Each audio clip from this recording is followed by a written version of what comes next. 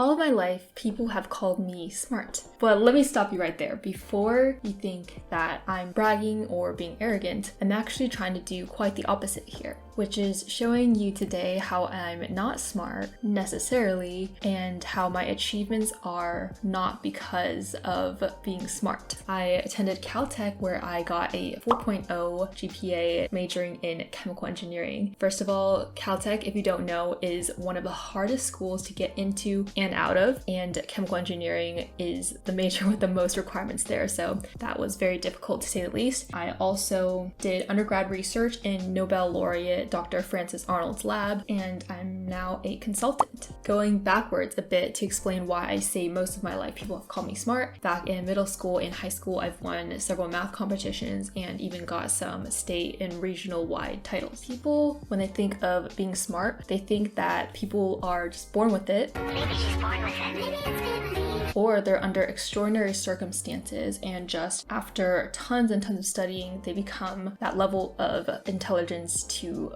better and more easily accomplish things. Or again, with being born, it's that IQ is, I don't know why I keep using quotes, that IQ is the main factor. The first of the major things that have given me success in terms of what I call success so far in my life is resilience. I was going to say hard work or discipline when thinking through these factors, but I realized it's much more than that. It's to be resilient when you do fail and to get back up and try again, because all those reps, just like in practicing to be better at sports, they all add up. And if you take one step up and fall back down and you don't try again, you still can never get to the 100th step or your goal. It's to be strong mentally and keep trying, working hard, and having that discipline even when the cards are not in your favor, because many times they might not be. For me, life has not been smooth or easy to achieve a high GPA in high school to get in Caltech, or then in Caltech to get a high GPA again. And GPAs aren't everything, but it's just an example. I suffered for over 10 years with migraines. If you don't know, these are not just your typical headaches. They're such that I have an aura, that's what it's called, like on one side, and then I can't see, like I'm literally blind on one side of my face, and then for at least 2 to 3 hours my head is just like pounding on the other side. That's really tough, especially when it happened in school, because I would either have to just call home or stick it out and even try to take notes when I could barely see what I was writing. If I had just thought of having migraines as an unlucky predisposition and decided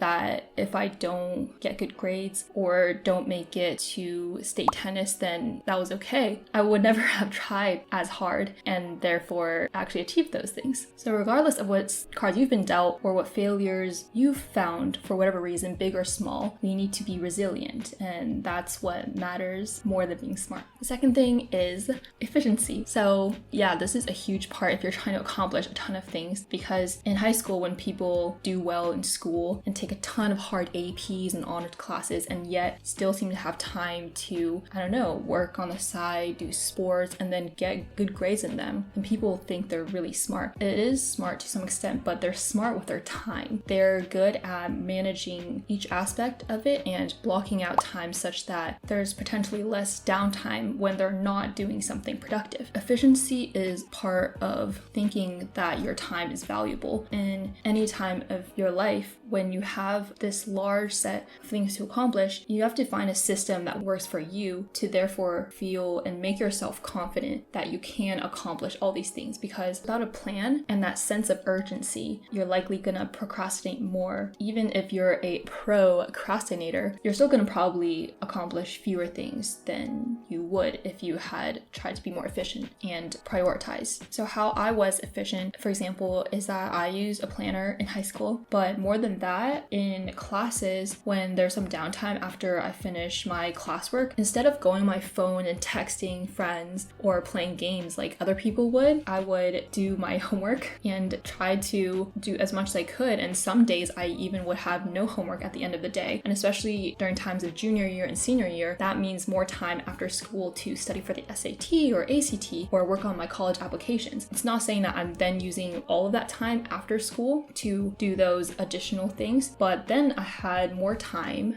to watch TV a little bit with my sister to unwind, because that's important too. It's about balancing all those different aspects and realizing that one activity is more valuable to do in this moment than another. Also in school, I explained about this in my How to Maximize Your GPA video, is that some things might not be important to you to achieve your goals. And so you have to take a step back and realize each thing you're doing, whether it's giving you value. And if it's not, think about whether you can not do that. Being efficient is also multitasking when it's effective. So as an example, in Caltech, very busy, but I still want to go to the gym. So at the gym, when I walked on an incline at the treadmill, I would watch lecture videos. At the end of the day, you can say that you've been efficient with your time, and that doesn't come with a high IQ necessarily either. Next, accomplishing more is about resourcefulness. And even though this sounds a bit transactional in terms of just having people you talk with be a resource, I use this title because being resourcefulness is not necessarily like seeking out people to give you information, but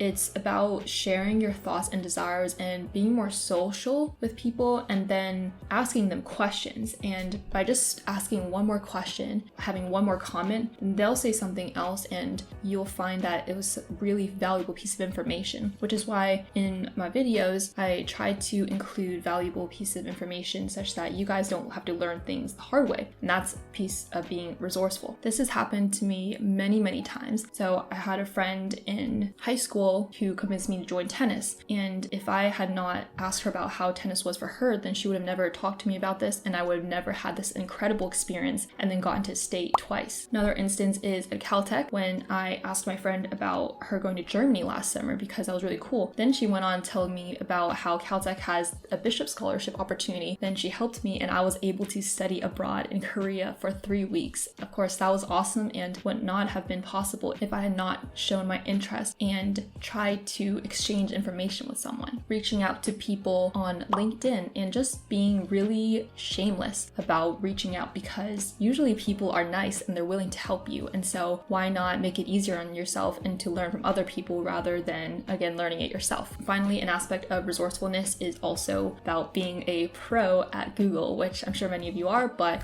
it's important to just try searching things up before you do things in a more difficult way or give up. Finally, I would say to accomplish these things, you have to care a lot. I say that even though it might seem obvious, but you have to care a lot about your own well-being and to see your own potential and then grow that potential, your human capital. Be as smart as you can, but remember that it is always better to be wise than to be smart. It's wise to care about doing the things that make you better, and then naturally, by caring about that, you'll set a plan and pursue those areas, and then of course, then you'll accomplish more. People can be smart, book smart, but if you're not wise and you don't care about doing the things that are good for you, whether it's in relationships, your own self-care, academic-wise, and other areas, then you can't truly get there, and it's unsustainable. For the majority of us, we're not super smart, but that's okay, because that does not determine your success. It's about caring a lot. People who care more will likely try more. When you're not super smart, that's what you need to do, to just simply try and to try harder. The secret is mindset and the determination to be at that level such that then you can be thought of as smart. In this video, it's not to say that you don't already think you're smart or that we're not smart. I'm using this word so much now,